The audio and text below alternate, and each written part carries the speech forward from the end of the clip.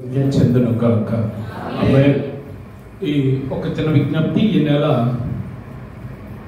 25 రాత్రి నుంచి 26 సాయంత్రం వరకు కూడా మన యోహాను శుభవార్త 22:10లో రాయబడే రీతిగా ఆలయ ప్రతిష్ఠిత పండుగ అనేటువంటి హనుక్కా అంటాం హిబ్రీ భాషలో.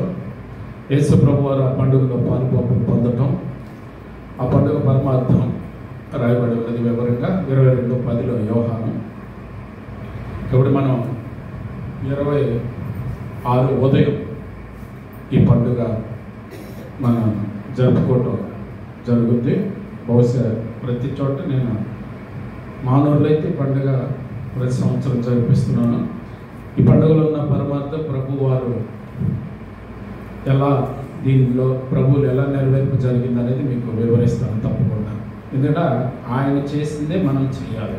ఆయన ఆ పండుగ చేశారు, దాని పరమార్థం ఏంటో మీకు చూపిస్తాను. మనకి 25 సాయంత్రం నుంచి ప్రారంభమై 26 వరకు యూదులైతే 8 రోజులు చేస్తారు. దీని పరమార్థం వేరుగా ఉంది. యూదుల్ని వేరే వాళ్ళు నాశనం చేసినప్పుడు, దేవాలయాన్ని పడగొట్టేసినప్పుడు ఈ దీపస్తంభాన్ని కూడా వాళ్ళు పడగొడితే ఇందులో ఒక్క రాత్రి మాత్రమే ఎలగటానికి నూనె ఉంటే అది 8 రోజులు వెలుగుద్ది. మనం ఎన్ని పాపాలు చేసినా ఇంకా దేవుడు మనతోనే ఉన్నాడు, మనమే తప్పు చేస్తున్నామని అర్థం చేసుకుని ఆ పడగొట్టిన దేవాలయాన్ని, అంటే దీన్ని పాడైపోయిన దేవాలయాన్ని మళ్ళీ సరిచేసుకుని ఉన్నాడు. దేవుడు పంపించడం అన్నారా? అట్ట కాదు, మనమే సరిచేయబడాలని సరిచేసుకుని దీపము నిత్యము వెలిగేటట్లుగా అది 8 రోజులు వెలిగింది. కాబట్టి ఇంకా దేవుడు మనం ఎంత పాపమైనా సరే దేవుడు మనం వదలలేదు అనే పరమార్థం ఈ పండుగలో ఉంది. అంతే ఇశ్రాయేల్ గురించి కానీ లేకపోతే పాత నిబంధన గురించి కానీ నేను మాట్లాడతాను. యేసు ప్రభు ఈ పండుగను ఆచరించారో, ఎలా నెరవేర్చారో అది వివరిస్తాను. 26 ఉదయం 20 మన సబ్బాత్ లాగానే ఈ పండుగ మనం జరుపుకోవటం జరుగుతుంది. అందరూ సహకరించండి. రైట్, ముగి ప్రార్థన 2 నిమిషాలు వ్యక్తిగత ప్రార్థన చేసుకోండి. బయటికి వెళ్ళబోతున్నాం. దేవుడి వాక్యం అంటుంది, ఎప్పుడు సన్నిధిలోంచి బయటకు వస్తారా? ఎప్పుడు దేవుడి కౌకిట్లోంచి బయటకు వస్తారా? ఎప్పుడు దేవుడు గీసిన గీత దాటేస్తారా? ఎప్పుడు దేవుడు చేయొద్దన్నది చేసేస్తారా? ఆయన మింగేదం అని గర్జించు సింహం అంటారు. ఈ మాట సింహం అనే మాట యేసుప్రభుకు సంబంధించింది. అంటే అది యేసుప్రభు వేషం వేసుకుని సింహంలాగానే వచ్చి అది మింగేసేదిగా ఉంది. ఈ సింహం మిగతా వాటి నుంచి మనల్ని కాపాడేదిగా ఉంటే ఇది కూడా అంట యేసుప్రభు వేషమే. గర్జించు సింహము వలె ఎవరిని మింగుదమా అని దేవాలయం గేటు దగ్గరే సిద్ధంగా ఉంటుంది. కాబట్టి దానికి దొరకకూడదు, దాన్ని తొక్కుకుంటూ మనం వెళ్ళాలి, దాని తలకాయ చిత్త కొట్టుకుంటూ మనం బయటికి వెళ్ళాలి. ఆ శక్తిని మనం పొందుకోవాలి, ఆ పరిశుద్ధతను మనం పొందుకోవాలి. కాబట్టి మనస్ఫూర్తిగా ఇది ఎవరికి వారిగా సంపాదించుకునేటువంటిది.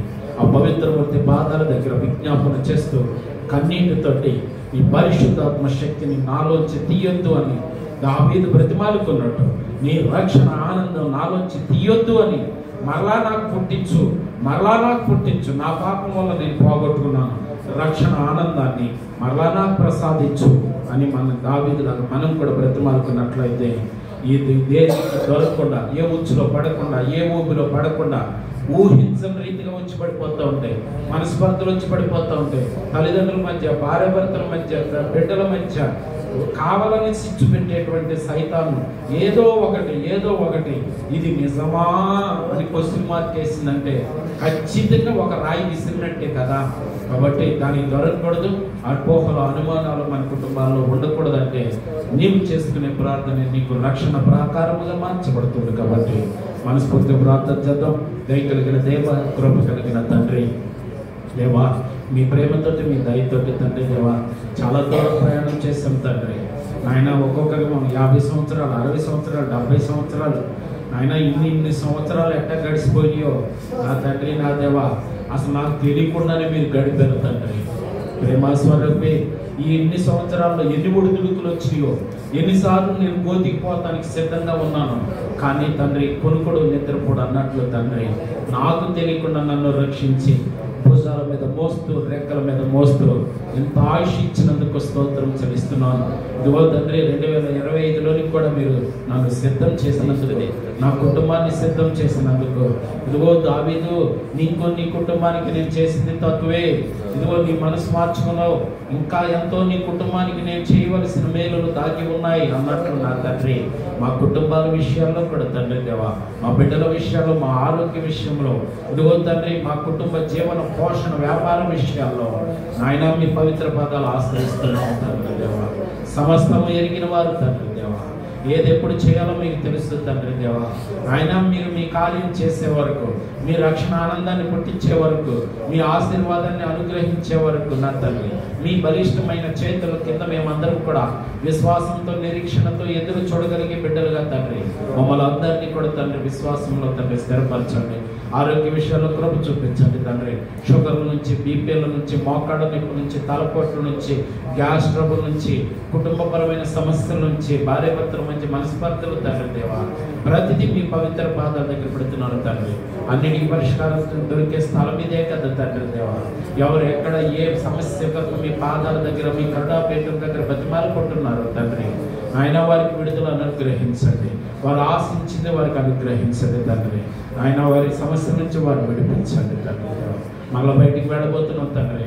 ఏ ఉచ్చులో పడకుండా, ఏ ఊపిలో పడుకోకుండా నా తండ్రి దేవా మీ దయతోటి, మీ కృపతోటి ప్రతి ఒక్కరిని కంటికి రెప్పలా కాపాడమని, అలాగే తీసుకొచ్చిన కానుకలు, తీసుకొచ్చిన దశమ భాగాలు తండ్రి మీ దయతోటి, మీ కృపతోటి మీ చేతిలోంచి తీసుకుని తండ్రి మీరు ఇచ్చినటువంటి ఆశీర్వాదాన్ని బట్టి తండ్రి అర్పించబడినటువంటి దశమ భాగాలు, కానుకలు, తీసుకొచ్చిన పలహారాలు తండ్రి, అలాగే తండ్రి దేవ పరిపూర్ణ విశ్వాసంతో నా తండ్రి దేవ ఇదిగో తండ్రి తైలాన్ని మీ చేతులకు అప్పగిస్తున్నాం. అందరం కలిసి తండ్రి కన్నీటితో మీ చేతులకు అప్పగిస్తున్నాం తండ్రి. మీ ప్రభావంతో తైలాన్ని నింపమని అడుగుతున్నాం తండ్రి. మీ ప్రభావంతో మమ్మల్ని అభిషేకించమని అడుగుతున్నాం తండ్రి. ఈ తైలం ద్వారా మీ శక్తిని మాకు ప్రసాదించమని అడుగుతున్నాం తండ్రి. మా బలహీనతలు దూరం చేయమని అడుగుతున్నాం తండ్రి. ఇదిగో తండ్రి అది ఏమీ లేకుండానే మీరు స్వస్థత ఇవ్వగలరు తండ్రి. అయినా సరే తండ్రి దేవా మీరు చెప్పారు, నోటి ఉమ్మితో నా తండ్రి దేవా, ఇసుకతో నా తండ్రి దేవా, వస్త్రపు చెందుతో నా తండ్రి దేవా, కోనేరు నీటితో నా తండ్రి, అలాగే తండ్రి ఆ వరుసలో ఈ తైలాన్ని తండ్రి మీ వాక్యానుసారం తండ్రి నూనె రాసి ప్రార్థన చేయమని మీరు చెప్తున్నారు తండ్రి దేవా. ఇదిగో తండ్రి మీ నామంలో తండ్రి దేవా, ఇదిగో నా తండ్రి ఎలా అయితే మీ కుమారుడు తండ్రి కుడి హస్తాన్ని మీరు పట్టుకుని ఒక హస్తంతో మమ్మల్ని మీ కుమారుడు పట్టుకున్నాడు, అలాగే తండ్రి దేవా ఈ తైలాన్ని బిడ్డల మీద నేను రాస్తున్నప్పుడు తండ్రి నా చేతిని మీరు పట్టుకోమని, మీ ప్రభావాన్ని పంపించమని, వాళ్ళకున్న బలహీనతల నుంచి విడిపించమని, మానసిక ఇబ్బందుల నుంచి విడుదల దయచేయమని, శక్తితో బలముతో తండ్రి దేవా మీరు నింపమని, మీ పరిశుద్ధత ఈ పరిశుద్ధత అభిషేకము తండ్రి దేవా ప్రతి బిడ్డకు నా తండ్రి దేవా అనుగ్రహించమని, మీకే మహిమ ఘనత ప్రభావం ఆరోపించుకోవచ్చు. ఇదిగో మా రక్షకుడు మీ ప్రియకుమారుడైనటువంటి యేసు ప్రభు యొక్క దివ్యమైనటువంటి నామము ప్రార్థించి ప్రతిఫలాన్ని పొందే నామపరమ తండ్రి. ఆమేన్. ఒక మన మాట్లాడాలి మీ చిత్ర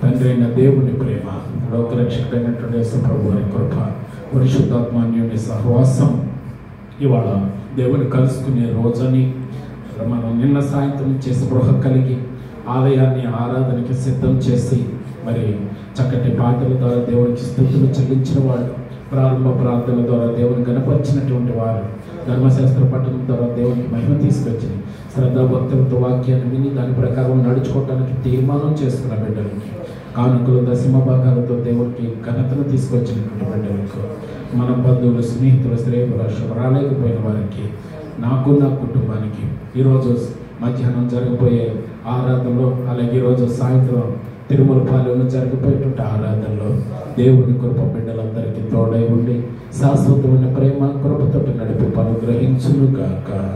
ఆమేన్. ఆమేన్. ఆమేన్. అందరికీ హృదయపూర్వకంగా